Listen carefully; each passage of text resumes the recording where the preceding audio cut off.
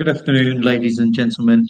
Thank you for joining me today for my speech on framework for integrating general purpose artificial intelligence. By way of introduction, my name is Eric Halford. I'm an associate researcher currently working at a university in the Middle East, where I've been studying policing for the past 3.5 years. Now, before I took up this role to mainly embrace my love of evidence-based policing, I was a detective chief inspector in the UK, and one of my final roles was within criminal investigation. Now, since that time, I've conducted quite a number of research projects looking at technology and how it's implemented within policing. Most recent of those has been around virtual reality training. And more recently, I'm now moving into examining general purpose artificial intelligence, specifically large language models, and how they are being used within the police and what the potential for those are, which has led me to be speaking to you today about the transformer-led policing model.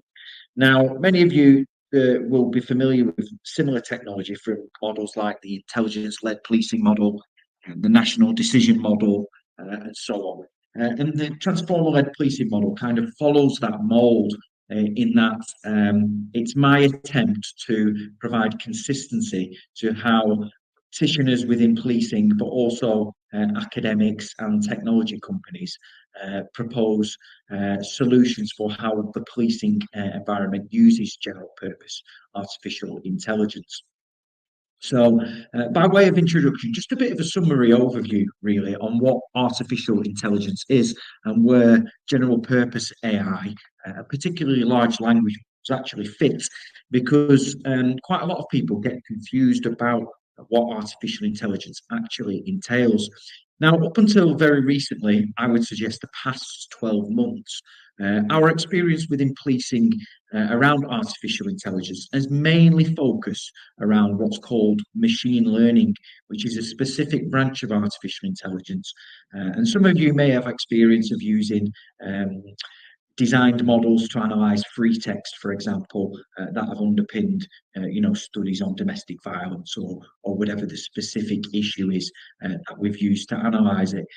Now, over the past couple of years, we've moved a little bit beyond that, and we're now looking at how we can use speech recognition to understand, calls for service and incoming 999 and 101 calls, particularly not to replace humans at this stage, but to try and identify oversights and more from a curiosity perspective, I would suggest. So we've really only spent a great deal of time and effort understanding those two areas up until now.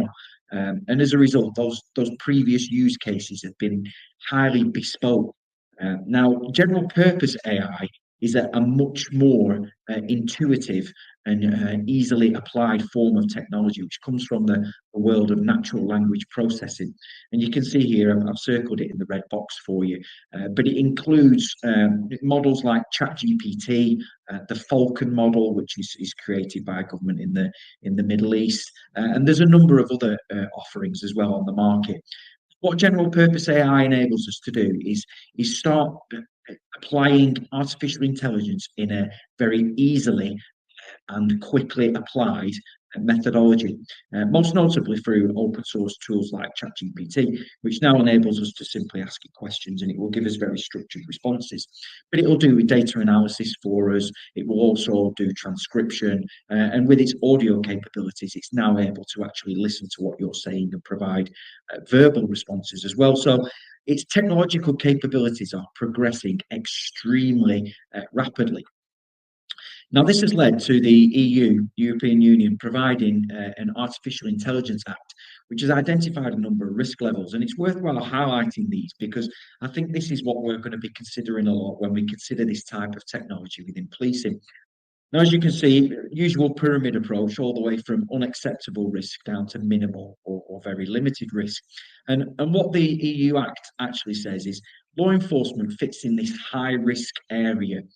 What they're saying is unacceptable would be social scoring systems, the likes that are used in countries like China, for example, where people's credit ratings are constantly analysed and scrutinised, and it can restrict movements and so on. All of that sort of use of AI would be completely prohibited in the European Union because of our Human Rights Act, and rightly so. But there is significant potential for us to use it within law enforcement if done correctly. I would also suggest there's quite a number of areas that fall within that limited risk area. So that I think law enforcement could apply. So there isn't a necessity, in my view, to immediately label every use case within law enforcement as high risk. I think that is too restrictive. And as we move forward in this brief presentation, I think you'll come to agree with me. So that gives you a very slight overview of where we sit in terms of a risk spectrum according to the law. So in summary, effectively, what the EU Intelligence Act proposes is that law enforcement sits within that high risk realm. Now, the National Police Chief Council in the United Kingdom have been very quick to respond to this, which is a positive thing because not many governments across the world have given such detailed guidance on how policing can begin to embrace artificial intelligence in a more all-encompassing manner. And this would include those large language models and general purpose AI, as well as previous iterations like those born from machine learning. And what the guidance from the NPCC provides is a number of principles, really. There's 6 in total, and they're very simple to understand, and most of us would agree with them. We're very familiar with this terminology around lawful, transparent, accountable, responsible, and it generally falls in line with principles that's we're seeing in policing. But fundamentally, any application of AI within policing in the UK would have to be legal. We're going to have to be really transparent about how we're doing it. And also, we're going to have to be entirely accountable about how it is applied. But what I find particularly interesting about this guidance is Principle F, which talks about the robust nature of the AI. And particularly what we're talking about here is the testing and tracking of any implementation of AI within policing, because it is an area that is incredibly open to bias and misuse if not done correctly. And this is partly why I've created the model that I'm proposing today. So when we consider all of that, I've highlighted here just more of a conversation starter to get people's juices turning over. What I think are a mix of high risk, moderate risk, and limited risk use cases. Now, high risk use cases are all the ones you would expect: answering 999 calls for service, statement taking, conducting risk assessments related to domestic abuse, missing persons, etc. These are all areas where if a machine was to make a mistake, there could be potentially life-threatening consequences. Now, this isn't to say that that will occur, because my experience from experimenting with this material is, even in its current format, it's almost on par with what you would class a reasonably competent officer, I would suggest. Maybe not one of our star players, but certainly those who can do a job very well and with little hassle. So that demonstrates its significant potential, even at this early stage. And why I say that we don't have to necessarily abide by the guidance from the EU Intelligence Act is because when we look further down the chain of events, we can see there's quite a number of use cases that have actually a limited or very moderate risk, for example. Data analysis. I've used AI for some significant pieces of research, and it's equally as accurate as existing forms of analytical technology. So data analysis is an area where analysts particularly will tell you they spend a great deal of time, and this sort of technology can stand to significantly speed up those processes. Now, I would never advocate we replace humans with this, simply that we free up that capacity for it to be used elsewhere in the policing system, most notably in providing frontline police services, which is where we would want the largest proportion of our capacity to be. So, as you can see here, there's a number of use cases that effectively would be minimal risk, I would suggest. But when you look further down the chain, even things like resource planning, auditing, training material provision, general secretariat duties. These are all functions that police officers, police staff, administrators spend a great deal of time conducting it, and all add significant value to policing. Auditing, for example, it's great as a tool to review cases and identify flaws in relation to our existing policies and processes that we can use to support inspections or general improvement, learning and development, and so on, which is relatively low level risk, particularly if police services aren't doing that as a function anyway, which not all of them are. So it can instantly provide you with tools that you may not already use them for. So the big question is, how do we devise, discuss and deploy this type of technology that's in a way that is in line with the law but also meets the NPCC guidance and is in a consistent fashion? And this is where I introduce the transformer-led policing model. Now, you might ask, am I talking about transformers as in, the Decepticons, etc.? And the answer is no. Although I'll use that to help your memory recall if you wish. What I'm actually talking about is the technology that goes beneath it, which is called the generative pre-trained transformer, hence the transformer-led policing model. But effectively what I'm proposing here is 3 categories, which includes a total of 12 considerations that I think we need to stick to in order for us to create an evidence base of what works in this realm. So to give you an overview of the model, the first area is devise, where I talk about the use case, measures, thresholds, and prompts required to drive general purpose AI. And you'll be pleased to see here there's the second pillar is around discussion, which is effectively the stakeholder management, and we'll cover all issues regarding legality, security, the ethical application, and ultimately an assessment of its impact on trust, confidence and legitimacy of our functions as police organisations, which is going to be vital for us to secure public confidence in its application. And then the final model is how we actually deploy this. Often in policing, this is a much overlooked area or is only looked at the last minute, and hence, our testing and implementation isn't always what it should be and can lead to significant failures. And then finally, there is the evaluation and dissemination of our findings. Now, when we look at these in greater detail, the devise element is all about identifying those use cases. And I've presented a few slides there which give you some food for thought, but that's by no means the full potential application of general purpose AI within policing. I would suggest a simple roundtable discussion or questions and answers after this session could identify many more, and really we're only restricted by our imagination. However, I caveat that with the fact that just because we can doesn't mean we should. Not every application of AI will provide value for money or is necessary. So we need to think really carefully about whether we actually use it in what areas we use it within. Now, measures, usually we're used to crime records, quantitative data, easily being able to replicate our success in a bar chart or a graph. This isn't necessarily always going to be the case with general purpose AI. So it's really important that we fine tune early on in our considerations for any use case, what does good actually look like? And usually that might be, for example, you might be able to quantify that as 100% accuracy in assessing missing persons cases on a measure of high, medium and standard or low, no apparent risk. It might be a 100% accuracy rate in terms of the DASH risk assessment. However, it might be something completely different that's aligned to a policy or process. So it's not easily quantifiable in our existing data sets that are present on police systems. And that's one thing that we've got to really think about, because it makes evaluation a little bit more difficult. One way I suggest we can do this is early on, we need to set thresholds for what is acceptable to us.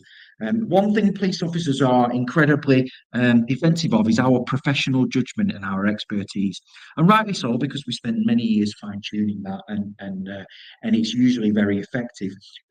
However, not all humans are correct all of the time, and there's significant research to back that up, and serious case reviews of death and serious harm as a result of police contact or emissions from police contact wouldn't add up. So my question is, what is acceptable? What is an acceptable level?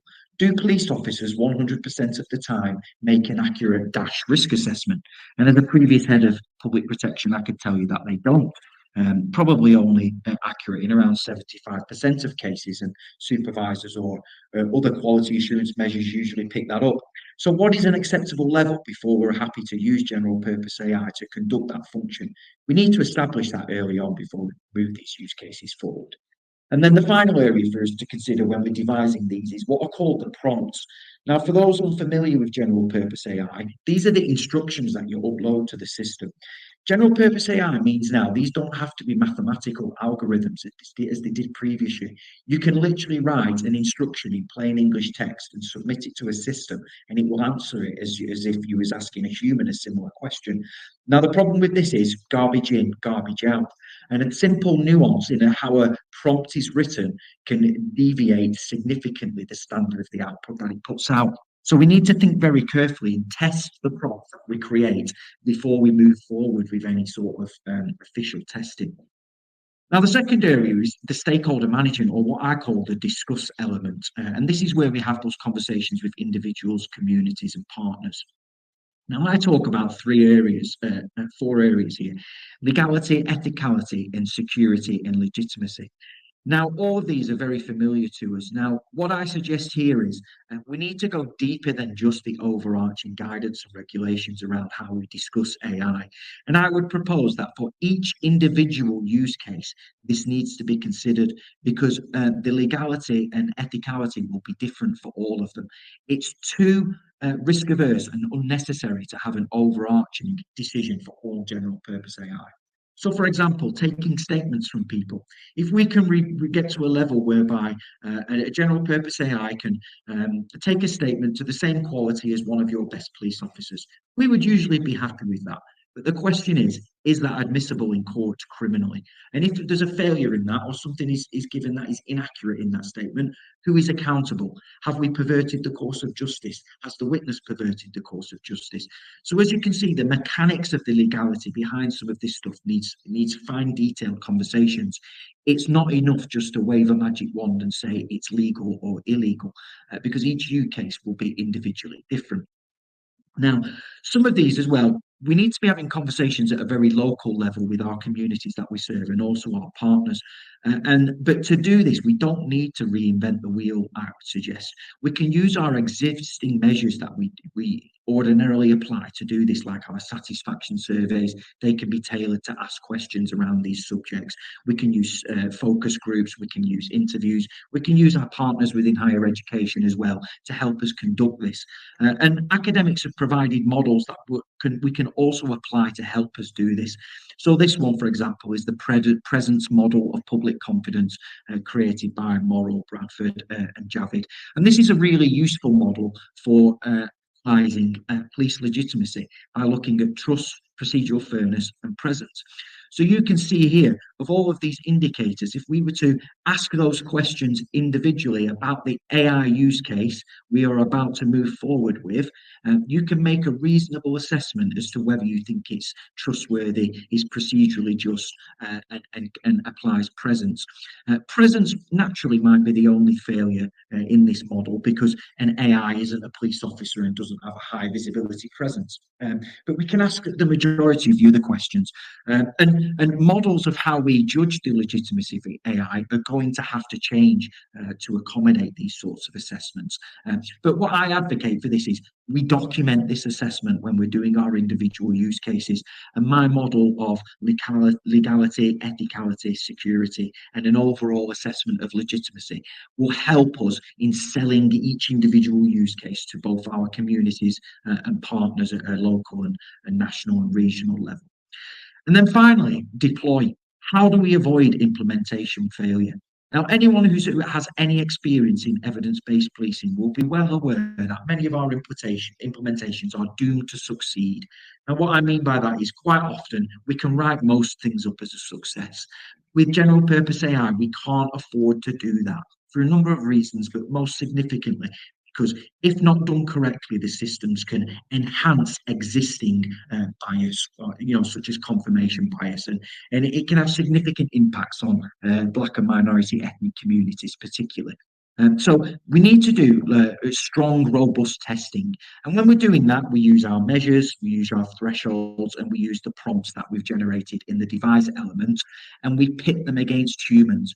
I say specifically humans because that, in my view, is the only way we will satisfy policing and communities, is when we can say in a peer review research assessment that general purpose AI conducted to do a use case, taking witness statements, for example, does so at an efficacy rate of above 90% when compared to a reasonably competent police officer. Get to those stages, we can say that the testing has been adequate and can be used to satisfy people. What's also important is when we're implementing this stuff, we don't fail because of existing failures. And by what I mean by that is lots of police implementations fail because we don't invest in the capacity and capabilities required to make them work. And as a result, we overlook or miss the opportunity to embrace technology like this, which can significantly improve our efficiency and effectiveness. And if we do this properly, we evaluate it effectively, we should be able to evidence whether it's objective, unbiased, and fundamentally we've done it empirically. Now, if we can get to that stage, that'll go a long way to being able to reassure our communities and partners, both locally, internally, externally, nationally, etc. So this will form a big part of any assessment. And I think all of these individual elements need to be contained in each evaluation of an assessment of a general purpose AI use case, which is why I present them all together. And then the final one I present is dissemination, because why continuously reinvent the wheel? And I would suggest we need to build up a general purpose AI evidence base of what works, very similar to how we have seen in areas like the College of Policing Research Map, which I've outlined here. And I'm also showing here the technology acceptance model, which is another framework we can use to analyse whether the implementation of it was successful. And what that model looks at is the perceived usefulness of it, the ease of use of it, and general attitudes towards its use, along with efficacy. Because from my experience, officer receptivity to some new technologies is often one of the reasons why it fails. So to conclude, what I'm proposing is general purpose AI prevents both challenge and opportunity. We need to embrace it or we risk missing an opportunity, but it needs to be in a consistent, objective and empirical manner. And if we do that, then we can overcome a lot of the previous failures with older technologies. We were far too late in adopting is my suggestion.